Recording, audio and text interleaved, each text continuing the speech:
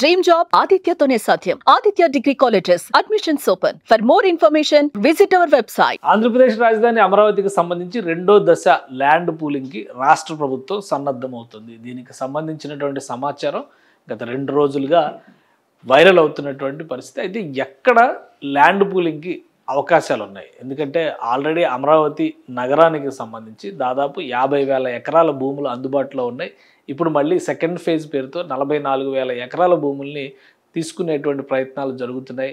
స్వచ్ఛందంగా రైతులే ఈ భూములు ఇచ్చేందుకు వస్తున్నారనేటువంటి చర్చ జరుగుతుంది. ఈ నేపథ్యంలో ఓవరాల్గా అమరావతి కోర్ క్యాపిటల్ ఏరియాకి చుట్టుపక్కల రాష్ట్ర ప్రభుత్వం సేకరించదలిసినటువంటి భూముల వివరాలు ఒకసారి మనం విశ్లేషించే ప్రయత్నం చేద్దాం. అమరావతి మ్యాప్ ఆధారంగా చూస్తే కనుక ఇది అమరావతికి సంబంధించినటువంటి కోర్ క్యాపిటల్ ఏరియా.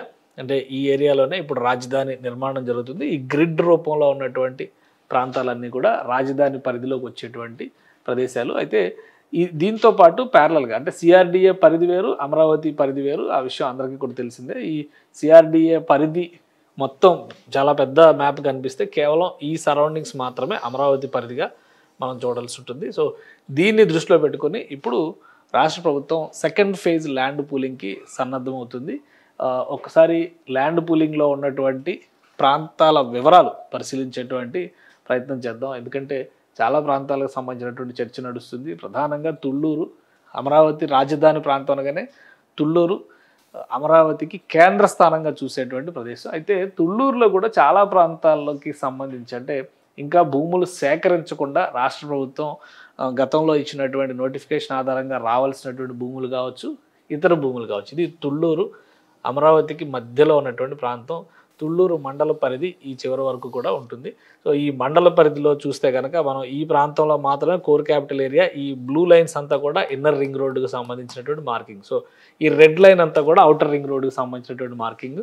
సో ఈ బ్లూ లైన్ రెడ్ లైన్ మధ్యనే ఉన్నటువంటి ప్రాంతాల విషయంలోనే ఇప్పుడు చర్చ ఎక్కువ నడుస్తుంది. ఈ ప్రాంతంలోనే భూసేకరణ జరగవచ్చు అనేటువంటి అంచనాలు ఉన్నాయి. ఈ భూసేకరణకు సంబంధించినటువంటి ఊళ్ళ పేర్లు బయటకు వచ్చినాయి. ఏ ఊర్లో ఎన్ని ఎకరాల భూములు సేకరించబోతున్నారు ఒకసారి విశ్లేషిద్దాం మనం. అమరావతిలో కోర్ క్యాపిటల్ ఏరియాకి సంబంధించినటువంటి ప్రధాన ప్రాంతం తుళ్ళూరు మండలంలో ఇప్పుడు పెద్ద ఎత్తున భూముల సేకరణ జరిగేటువంటి అవకాశం కనిపిస్తుంది. 9,919 ఎకరాల భూముల్ని ఒక తుళ్ళూరు మండలంలోనే రెండో దశలో సేకరించాలని రాష్ట్ర ప్రభుత్వం భావిస్తోంది. ఈ రెండో దశ దానిలో కూడా తుళ్ళూరు మండలం కీలకమైనటువంటి పాత్ర పోషించే అవకాశం కనిపిస్తుంది. హరిశ్చంద్రపురం, వడ్డమాను, పెద్దపరమి ఈ 3 గ్రామాల పరిధిలో ఈ 9,919 ఎకరాలు సేకరించబోతున్నారు. అందులో హరిశ్చంద్రపురంలో 2,429.05 ఎకరాలు సేకరించే అవకాశం ఉంది. వడ్డమాను గ్రామానికి సంబంధించి 1,937.31 ఎకరం భూముల్ని సేకరించేటువంటి అవకాశం ఉంది.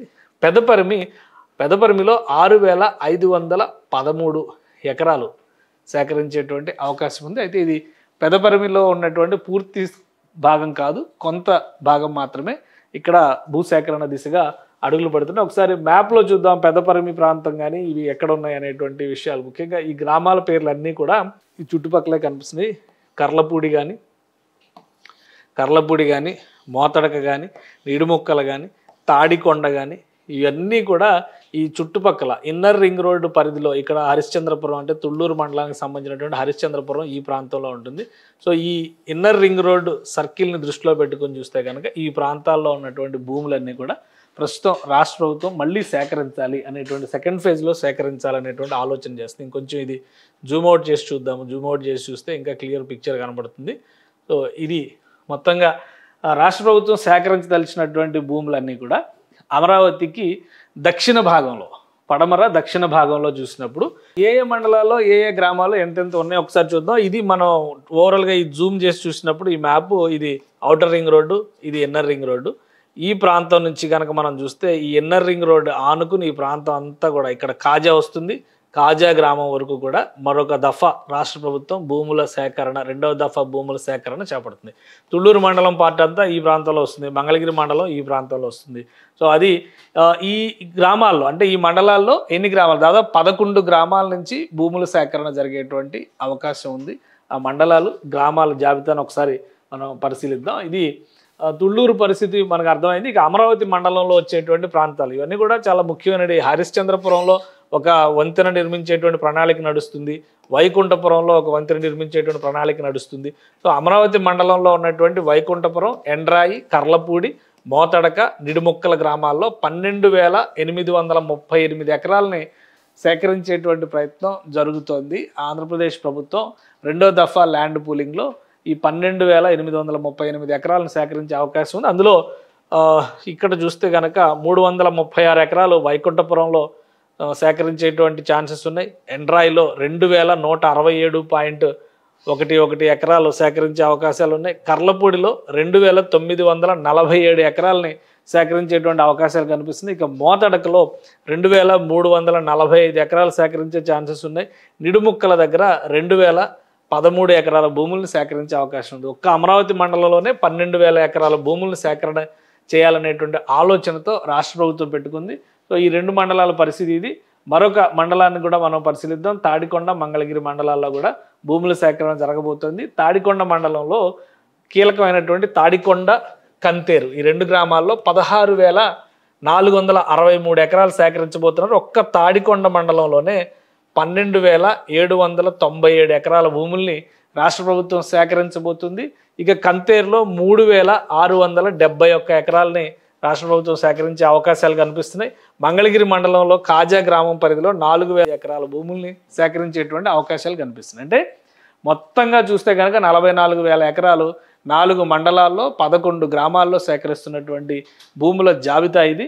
దీనికి సంబంధించి ఒక 2-3 రోజుల్లోనే నోటిఫికేషన్ ఇచ్చేటువంటి అవకాశాలు కనిపిస్తున్నాయి. ఎందుకంటే రాష్ట్ర ప్రభుత్వం వీలైనంత వేగంగా అమరావతి నిర్మాణ పనులను ముందుకు తీసుకెళ్లాలని ఒక ఆలోచన చేస్తుంది. మరోవైపు నుంచి అమరావతి నగర విస్తరణ, ఫైనల్ బౌండరీస్ డిసైడ్ చేసేటువంటి పనిలో కూడా రాష్ట్ర ప్రభుత్వం చాలా బిజీగా ఉంది. ఈ రెండు అంశాలని దృష్టిలో ఉంచుకొని చూసినప్పుడు ఓవరాల్గా ఈ రూట్ మ్యాప్ ప్రకారం చూస్తే కనుక ప్రతి ప్లేసు కూడా మీరు ఒకటి గమనిస్తే, గతంలో మనం అనుకున్న అమరావతి ఇంటర్నేషనల్ ఎయిర్పోర్ట్ ఎక్కడ రాబోతుంది అంటే అమరావతి ఇన్నర్ రింగ్ రోడ్డుకి బయటగా, అవుటర్ రింగ్ రోడ్డుకి లోపలగా, అంటే గుంటూరు నగరానికిను ఇక్కడ అమరావతి నగరానికి మధ్యలో తాడికొండ పరిధిలో ఉన్నటువంటి ప్రాంతాల్లోనే ఇక్కడ ఇంటర్నేషనల్ ఎయిర్పోర్ట్, కొత్త ఎయిర్పోర్ట్ వచ్చే అవకాశం ఉంటుందని చెప్పి మనం భావించాం. ఇప్పుడు భూసేకరణ జరుగుతున్నటువంటి భూములు కూడా ఈ స్ట్రెచ్లోనే, మొత్తం ఈ స్ట్రెచ్లోనే వస్తున్నటువంటి పరిస్థితి. అంటే ఒక విధంగా రాజధాని నగరానికి ఈ 3 వైపుల నుంచి కూడా భూసేకరణ పెద్ద ఎత్తున చేయాలని చెప్పని రాష్ట్ర ప్రభుత్వం భావిస్తుంది. భవిష్యత్తులో ఇక్కడ బహుశా అమరావతికి సంబంధించినటువంటి ముఖ చిత్రాన్ని మరింత పెద్ద నగరంగా రూపొందించాలని ఆంధ్రప్రదేశ్ ప్రభుత్వం భావిస్తున్నట్టుగా ఉంది. మొత్తం మీద 4 మండలాల్లో నుంచి 11 గ్రామాల్లో ఉన్నటువంటి భూముల సేకరణ దాదాపుగా 40,000 ఎకరాలకు సంబంధించి ఇప్పటికే సర్వే నంబర్లతో సహా అధికారులు సేకరించారు. క్షేత్రస్థాయిలో గత 3 నెలలుగా పరిశీలనలు జరిపారు. ఔటర్ రింగ్ రోడ్ వస్తే ఏంటి, ఇన్నర్ రింగ్ రోడ్ వస్తే ఏంటి, రోడ్ నెట్వర్క్ కనెక్ట్ అయ్యేటువంటి నేషనల్ హైవేస్, ఆయా మార్గాల్లో పోయేటువంటి భూములు, అలానే కొన్ని అంతర్జాతీయ ప్రాజెక్టులను దృష్టిలో ఉంచుకుని, ఎందుకంటే ఆంధ్రప్రదేశ్ ప్రభుత్వం ఈ తాడికొండ పరిసర ప్రాంతాల్లోనే లామ్ ఫామ్ అనే వ్యవసాయ విశ్వవిద్యాలయాన్ని అక్కడ లామ్ ఫామ్లోనే నడిపిస్తుంది. దానికి సమీపంలోనే 4,000 నుంచి 5,000 ఎకరాల విస్తీర్ణంలో అంతర్జాతీయ విమానాశ్రయాన్ని రాష్ట్ర ప్రభుత్వం ఏర్పాటు చేయాలని చెప్పని భావించింది.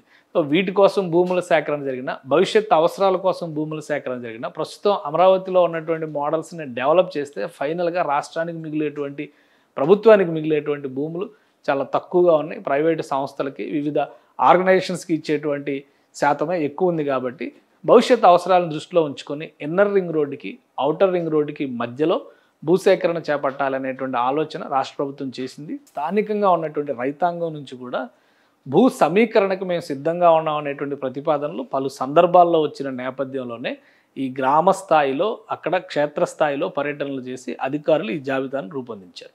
ఇప్పుడు 2-3 రోజుల్లో నోటిఫికేషన్ రిలీజ్ అయితే ఆయా గ్రామాల్లో సిఆర్డిఏ అధికారులు గ్రామ సభలను నిర్వహిస్తారు. గ్రామ సభలు నిర్వహించడం ద్వారా స్వచ్ఛందంగా ప్రభుత్వానికి ల్యాండ్ పూలింగ్ ద్వారా భూములు అందించడానికి సంసిద్ధంగా ఉన్నటువంటి రైతుల జాబితాని, వాళ్ళ భూముల వివరాలను కూడా సేకరిస్తారు.